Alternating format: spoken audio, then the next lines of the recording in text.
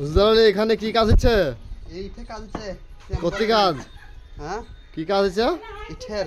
চেম্বারের? হ্যাঁ চেম্বার। তা কি কোম্পানিতে কাজ হচ্ছে?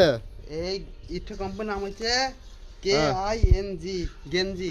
গেঞ্জি কোম্পানি ইট? গেঞ্জি কোম্পানির নতুন ফার্স্ট বেরিয়েছে কোম্পানি থেকে। এটা কতিকার ইট এটা? এইটা আমাদের কাজী শাড়ি। কারিশার ইট, গেঞ্জি কোম্পানি ইট। হ্যাঁ কি লেখা আছে এখানে? এই যে KING গেঞ্জি। গেঞ্জি। ভুল হয় তা আপনারা কমেন্ট অবশ্যই জানাবেন কি।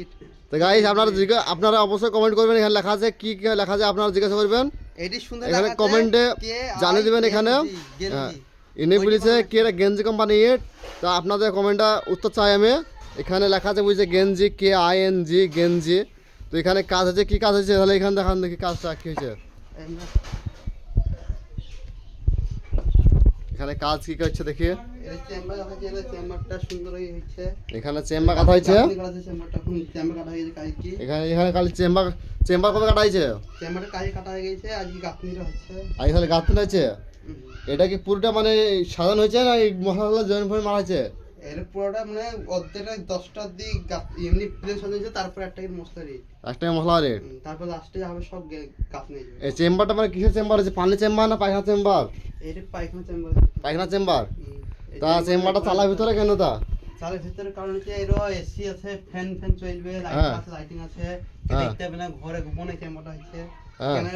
গুপ্তধন পাওয়া যেতে পারে, গুপ্তধন পাওয়া যেতে পারে, তার জন্য এখানে চেম্বার খোলা হয়েছে নাকি? গুপ্তধন কিছু পাওয়া গেছে না পাওয়া যায়নি? পাওয়া চান্স ছিল, পাওয়া যায়নি। পাওয়া যায়নি।